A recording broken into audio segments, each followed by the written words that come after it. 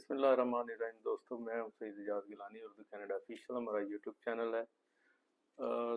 आपसे एक ख़ास बात शेयर करनी थी मैंने। आप जब भी यूरोप और अमेरिका कनाडा में या बाकी जगहों पे होते हैं तो पाकिस्तान से जो चीज़ें एक्सपोर्ट होके आती हैं, ख़ास तौर पे क्लोथिंग, मैं आजकल आमों का सीज़न है उसकी बात नहीं कर रहा।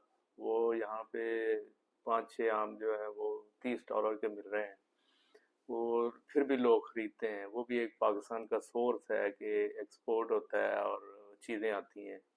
तो चलें, ये तो छोटी छोटी बात है, वरना यहाँ पे ये स्पेन से, साउथ अमेरिका से, चाइना से जो फ्रूट्स हैं वो यहाँ तक पहुँचते हैं। हमारा एक सिर्फ आम है, यकीनो है, जो यहाँ तक पहुँचता है, और उसकी भी प्राइस चूँकि वॉल्यूम कम है इतनी ज़्यादा होती है कि कई लोग पीछे हट जाते हैं, लेकिन फिर भी लोग ख़रीदते हैं और पाकिस्तान को ज़र मुबादला मिलता है और ओवरसीज़ पाकिस्तानी का उसमें हिस्सा है। लेकिन आज जो मैं ख़ास तौर पे कनाडा में देखता हूँ, कोई चीज़ बाय करनी होती है क्लोथिंग स्टोर पे जाके, तो एक इश्तियाक होता है कि ये देखा जाए कि ये मेड इन पाकिस्तान है, कहाँ का है। तो फैसलाबाद में बहुत हौजरी, तौलिए, इस तरह की और चीज़ें, बेडशीट्स कुछ अर्सा पहले तक तो नज़र आती थी, लेकिन चंद सालों में ये पहली बार हुआ है कि मैं एक स्टोर पे गया तो मैंने वहाँ ये टॉवल एक ख़रीदा। ये देखें, तो मेड इन पाकिस्तान यानी प्रोडक्ट ऑफ पाकिस्तान जो है वो देख के तो एक खुशी हुई। लेकिन ये कोई इतनी क्वालिटी बहुत ज़्यादा नहीं, और ये लो प्राइस है वैसे भी। तो इसके मुकाबले में वहाँ पे इंडिया के, चाइना के, मेड इन चाइना और बाकी मुल्कों के टावल लगे हुए थे।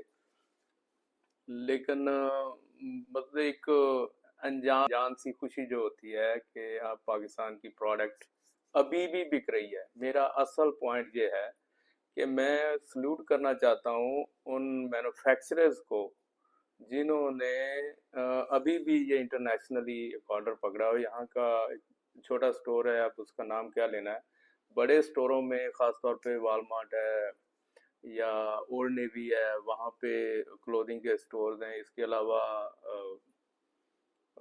जो कास्को है, वहाँ भी आपको कोई मेड इन पाकिस्तान चीज़ नहीं मिलेगी। वो भारत की हैं, एल सल्वाडोर है, ताइवान है, चाइना है, और अब तो ख़ास तौर पे हौजरी गया बांग्लादेश।